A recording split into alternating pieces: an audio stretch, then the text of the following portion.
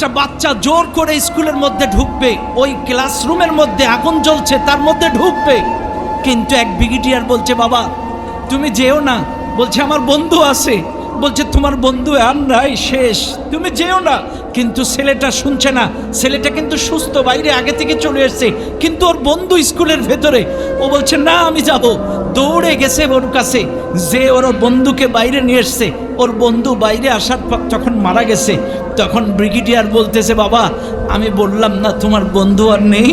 তখন বলছে স্যার আমি গেছিলাম যখন স্কুলের ভেতরে, আমার বন্ধু বেঁচে ছিল, আমার বন্ধু আমাকে দেখে মুস্কি হাসি দিয়ে বলছে বন্ধু আমার বিশ্বাস ছিল তুই আসবি, আমার বিশ্বাস ছিল তুই আসবি।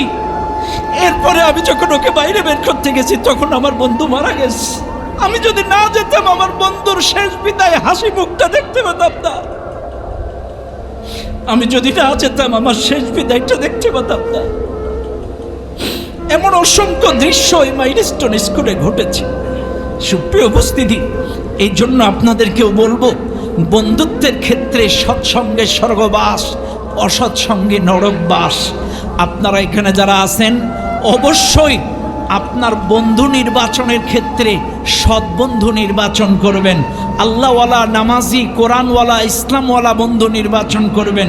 আপনার বন্ধু যদি নামাজি হয় আপনাকে নামাজ পড়াবে, আপনার বন্ধু যদি আল্লাহওয়ালা, কোরআনওয়ালা, নবীওয়ালা হয়, ইসলামওয়ালা হয় আপনাকে কোরআন পড়াবে, ইসলাম শেখাবে। আর আপনার বন্ধু যদি বিড়িওয়ালা, সিগারেটওয়ালা, গাঁজাওয়ালা, আপনার বন্ধু যদি নারীওয়ালা হয় আপনাকেও কিন্তু ওই অশ্লীল খারাপ কাজে নিয়ে যাবে। এই জন্য বন্ধুর মতো বন্ধু নির্বাচন করবেন।